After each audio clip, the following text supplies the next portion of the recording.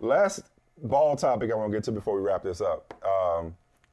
Some have compared your man Drake Maye to Josh Allen, that he could be the next Josh Allen, that he has Josh Allen type, tools and traits and whatnot. Some people, on the other hand, think that you are asking for trouble if you draft Drake Maye at the top of the draft. Our own Chris Sims, I believe, has him as his 6th ranked quarterback in this class. He does. Merrill Hodge, I thought Merrill Hodge has smoke for Caleb Williams. Merrill Hodge said that Drake Maye will get you fired. He's the type of guy to get you fired. He all over the place. That he's erratic and all over the place. Why are you smiling? Because you told me that Drake Maye was the truth. And look, the Patriots, because he also might be your local quarterback, because the Patriots, I believe, have hosted Drake Maye already. Jaden Daniels, I want to say, is in Foxborough today with J.J. McCarthy down the road making a top 30 visit to Foxborough. But I thought Drake Maye was becoming your version of Zach Wilson, who you had a crush on a couple of years ago during the draft process. That's something in my head. Okay, here we go. All right, here we go. Oh, okay. No, you good? What's that on my head? What's that on my head? I got something on my head. You Nothing. Nothing. I mean, Nothing's there. Are you trying to distract from these Drake takes? No, I'm not even. Still take Drake for you? It still take Drake for you or what? It is. No, I wasn't trying to distract you. Seriously. And I'm laughing for a couple of reasons. One, the reason you love the draft and I love the draft, there are many reasons we both love it. We are obsessed with the draft. That's something that neither one of us really apologizes for. We're into it. We can't get enough of it. If the draft is 7 rounds, we're watching all 7. Back in the day when it was 12 rounds, we watch all 12 and just try to eat up, we're draft consumers. Remember we went out to Vegas, they had the draft out there a couple of years ago. I thought it was a great time. And I remember thinking, Vegas in the draft, why didn't somebody think of this earlier? They're made for each other. But the great thing about the draft, and this sounds contradictory, the great thing about the draft is you really don't know what's going to happen. Right. You think about Hall of Famers. Some of the Hall of Famers, you just know they're going to be Hall of Famers. You know about Peyton Manning, but you didn't necessarily know about Joe Montana and Tom Brady. You know about Walter Payton and Jim Brown, but you didn't necessarily, and Barry Sanders, but you didn't necessarily know about somebody like Emmitt Smith, who was drafted late in the first round, like middle of the first round.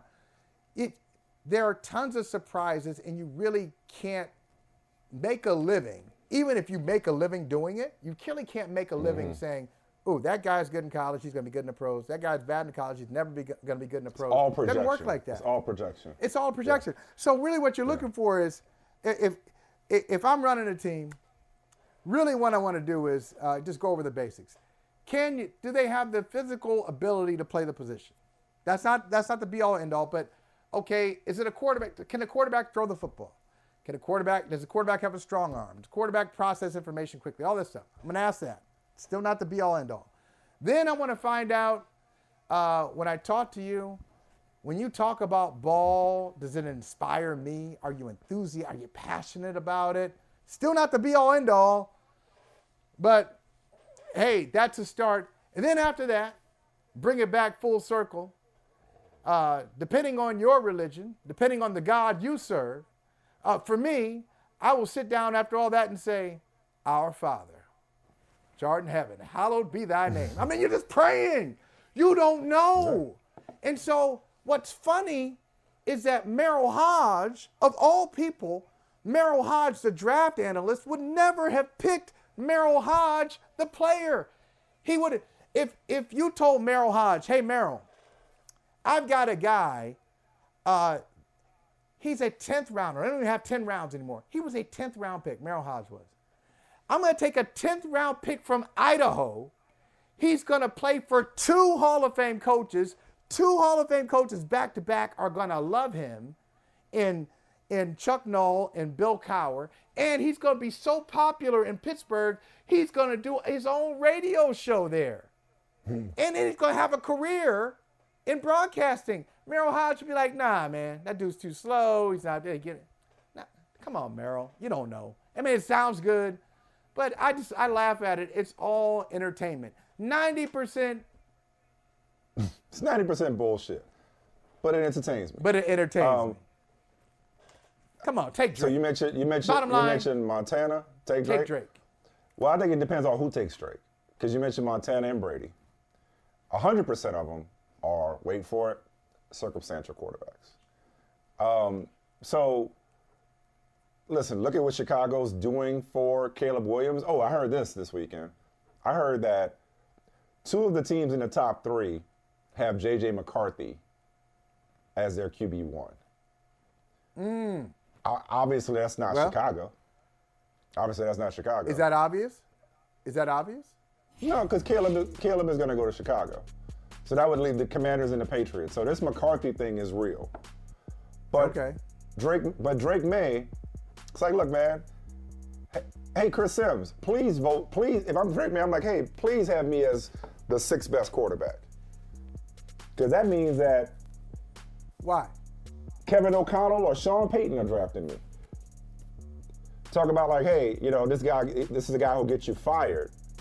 But if he goes somewhere with stability where things don't turn over every year, where there's an offensive coach unlikely to be fired anytime soon, as opposed to a defensive coach who may have a revolving door at OC. Like if Drake Maye goes to a place like Minnesota, I'll take my chances that Drake Maye will succeed. Like to me, it's about landing spot either for can't miss prospects or prospects that people think will get you fired that are all over the place. It's really where they end up and what their circumstances are and where their career starts. Because I refuse to believe that all the quote unquote busts in NFL draft history are because they couldn't play or because they didn't have what it took. I refuse to believe that. I refuse to believe that everybody that succeeded and all the great players, specifically at quarterback throughout NFL history, would have been great wherever they went. You got a couple of guys that transcend their circumstances. You got a couple of guys that are thermostats and not thermometers. Yeah. I think those are few and far between. So, well, Mike, I like what I've seen from Drake Maye, Chris Sims, Merrill Hodge. They've forgotten more football than I know. I like what I've seen from Drake Maye. But more than anything, I would love it for Drake Maye if he ends up in a place like Minnesota. New England, I don't really know. I can't say. Washington, I mean, I guess. I know Cliff Kingsbury has worked with a lot of quarterbacks of note. Okay. Dan Quinn, all right. Maybe this is his Matt Ryan. Oh, maybe. Got some receivers in Washington. But whoever ends up in Minnesota, or for that matter, with Sean Payton in Denver, those are the guys to me, along with Caleb Williams. Again, I love what Ryan Poles has done in terms of putting those receivers, and maybe there's another one coming at the 9th pick, and building up, the defense and the running game, the supporting cast for Caleb Williams. He's nesting for his quarterback. But whoever goes to, after Caleb, whoever goes to Minnesota and Denver, to me, that's who's set up to succeed. All right, let's put that chart up again with Chris Sims' tears.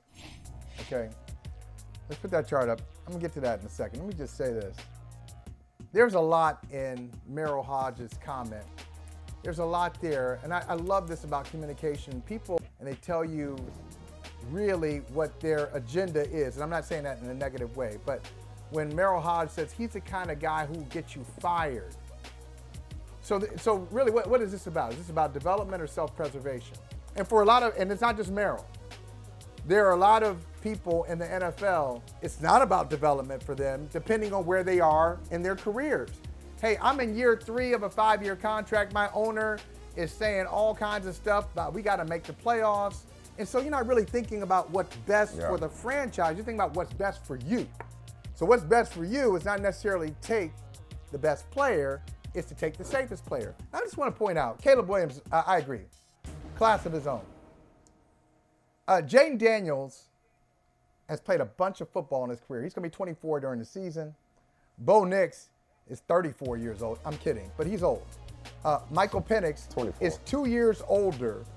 He's 2 years older than C.J. Stroud. C.J. Stroud is a Pro Bowler, got a playoff victory under his belt already, and he's 2 years younger than a guy who's going to come out in the draft. Drake Maye is 21 years old.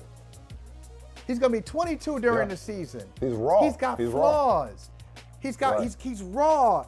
But I would put him on the same. The only guy I would put above him, talent-wise, is number one.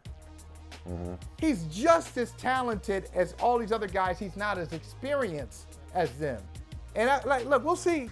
We'll check back in 3 years. Check back with a brother in 3 years. I guarantee you, Drake Maye is going to be a really good pro quarterback. And so, look, if you're worried about your job, don't take him. In New England? Worry about your job, don't take him. But New England, but once again, probably not New England. Why? You got Gerard Mayo, rookie head coach. You got Bob Kraft, who's already said, hey, I think we got a good team. We got a good young team. No, you don't. But he thinks they do.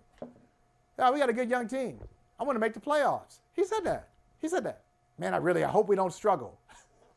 They were 4-13 last year, Mike. Mike, they averaged 13 points a game. He said, I hope we don't struggle. But it ain't his job to be realistic. It's his job. You got to sell tickets. You got to keep the people. You got to sell hope.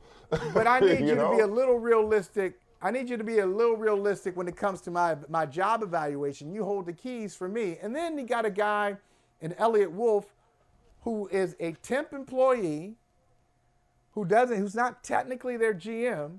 And so these guys are not making a decision based on development. It's self-preservation. I like to do the league in tiers. I'll take Chris Sims' tiers idea. Hey, there's a tiers of teams who are thinking about development, and then there are tiers who are thinking about self-preservation. The Pittsburgh Steelers, development. Right now, the New England Patriots, self-preservation. So I hope he goes somewhere else too.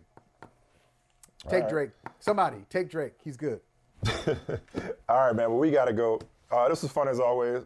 See you Wednesday, brother. Appreciate you. Hey, thank you for watching Brother from Another. If you haven't hit that subscribe button, go ahead and do that now. Don't forget, you can catch us 3 to 4 weekdays on PeacockTV.com and on Sirius XM Channel 85.